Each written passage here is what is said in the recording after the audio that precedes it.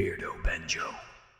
Hello there everyone, welcome back to another new VR Games Roundup video. This time we're taking a look at all the big hitting VR titles expected to launch for Quest, PCVR and PSVR2 in the month of April. Now April is also my birthday month, it's on the 8th, so you still have time to run out and pick up a nice present for me, maybe a fancy new cap or a diamond encrusted beard comb. Just a couple of ideas for you. Let's get stuck straight in now and check out what awesome VR goodness we have to look forward to this month. First up this month we have some VR boxing action, Creed Rise to Glory Championship Edition for the PSVR2.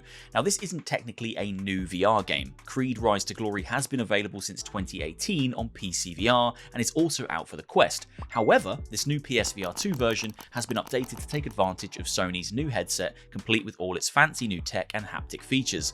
This particular PSVR2 release of the game has been expanded and includes characters and opponents from the upcoming Creed movie. Strangely, there is no word on whether or not the existing versions of the game on other platforms will also receive this additional content, which means the PSVR2 release may end up being the definitive version of this game. Up next we've got some family-friendly, wholesome farming fun. Try saying that 5 times fast. Across the Valley is a simplistic looking VR farming sim that tasks players with tending to their crops, decorating their farmhouse, and of course, looking after their animals. You can milk cows, collect eggs from your hens, feed treats to pigs, choose which crops to plant and where to plant them. It's a true slice of life relaxing farm sim that's definitely aimed at younger players or families. Also, it might just be the first VR game ever that lets players shovel some digital poop. I can't recall any other VR game letting you do that, so it's potentially an industry first, which is very exciting. If you like VR games with a more relaxing focus, games like Garden of the Sea or Morel's Homestead, then check out Across the Valley when it launches on the 6th of April for PSVR2 and PCVR. Potty-mouthed co-op looter shooter Gambit finally has a release date after several delays. On the 6th of April, Quest 2 and PCVR owners will be able to dive into this single-player or co-op campaign filled with mountains of unlockables, hordes of enemies to dispatch, and a script that's filled with more swear words than a Quentin Tarantino movie. Now I checked out Gambit on the channel a few months back now, and although I had fun with its relatively simple run and gun shooting mechanics, I can fully understand why the developers took some additional time to delay the game and work on the overall experience. Enemy AI was the one area that felt most lacking in my original preview, so I'm keen to dive back in and see whether these goons have a higher sense of self-preservation this time around. I also need to check out the multiplayer, which is undoubtedly where a game like this will shine. If you want some silly shooter action and love to hunt collectibles, then check out Gambit on the 6th of April. Right, let me just be clear. In the real world, I absolutely hate spiders, but if I do find one in my house, I will put it into a cup and then flick it into the garden. I don't like to kill them. However, I had a huge amount of fun killing as many spiders as I could find when Kill It With Fire came out flat screen a few years back. I'm so excited to see this game coming to VR. I think the concept is just perfectly positioned for a virtual reality experience. Basically, you load into multiple different locations and you're tasked with finding all the spiders that lurk and hide within those locations. You have to open drawers, check behind picture frames, look into cupboards, and then basically just eradicate them in whatever way you see fit. Starts off pretty simple with frying pans and stuff, and then it escalates until you've got grenade launchers and rocket launchers and you're burning entire houses down. It's ridiculous, it's wacky, it's a lot of fun, and I think it's going to be great when it comes to VR later this month. If you've been watching my channel for a while, you'll probably know that I'm quite skeptical when it comes to multiplayer-only VR titles. However, all that skepticism is gone when it comes to Breachers. Breachers is one of the best multiplayer VR games I've ever played. I have had such a good time with this game. Recently, I was invited to play the closed alpha, and I checked out all the new maps, and genuinely one of the best nights of VR gaming I've had in years. It was hilarious. The game looks absolutely stunning on Quest 2. It has no right to look as good as it does. It performs beautifully, and the tense tactical action, is unlike anything else I've ever experienced in VR. It took me right back to the days of playing Rainbow Six Vegas 2 with my friends on Xbox 360. I'm sure people will compare it to Counter-Strike, and I'm sure people will compare it to Rainbow Six, but these comparisons are earned. This game feels amazing to play, and I really do hope it is a huge success. I don't know a huge amount about A Night in the Attic, but the premise of the game resonates with me massively. When I was younger, one of the coolest toys in the world to me was my nan's labyrinth board, a wooden maze that you had to navigate a metal marble through without it falling into the holes. Now in this game, A Night in the Attic, your character sneaks into their grandmother's attic and finds a dusty old labyrinth board, which transforms to reveal an entire world filled with heroes to help along their way and villains to defeat. Now my nan's labyrinth board never did that, but it's still pretty cool that the concept for this game is something so close to my heart. Built primarily for seated play, this cozy looking VR platform puzzle adventure looks to be packed with charm and warmth. Its art style almost reminds me of a pop-up storybook come to life, and it's sure to be an easygoing and comfortable VR adventure for those looking for something a little more slow-paced. Next up, we have my hottest pick for the month of April. Now there are a few great looking VR titles here that I'm very keen to get my hands on, but the one which has me most excited is this, Medieval VR. Now I'm a huge fan of the boomer shooter genre.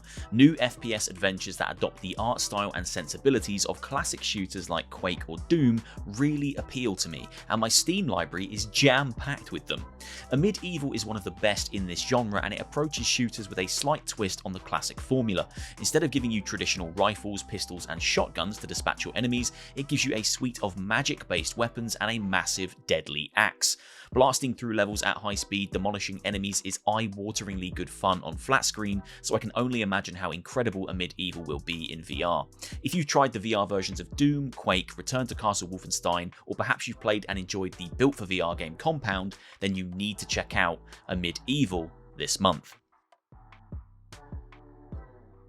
It wouldn't be a new month of VR video games without a janky looking PCVR early access horror release, and this month we have Deadbait to look forward to.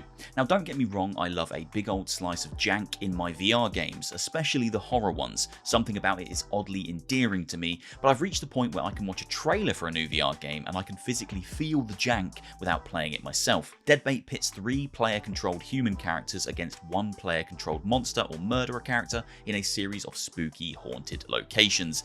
Much like Dead by Daylight, the survivors need to work together to escape, and the hunter needs to stop them at all costs. Will there be mountains of jank? We'll just have to wait until the game releases to cast any final judgments.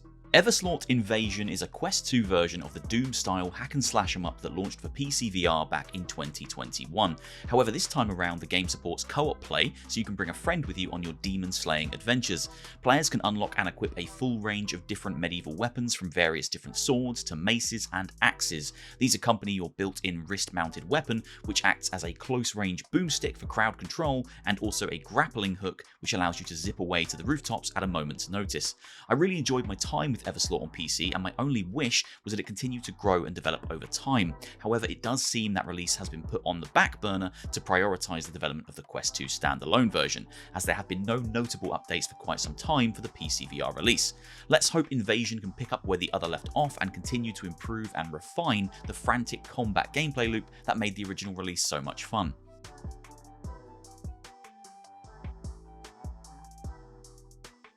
Now you're just going to have to use your imagination for this one. I can't even show you the trailer for Agony VR because it is so packed full of boobies and bumholes and penises and generally just people burning in agony in hell.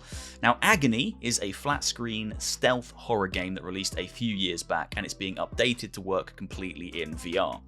I never played the game myself. I heard that the original flat screen version was pretty janky, it didn't get great reviews at launch, but maybe VR makes everything better?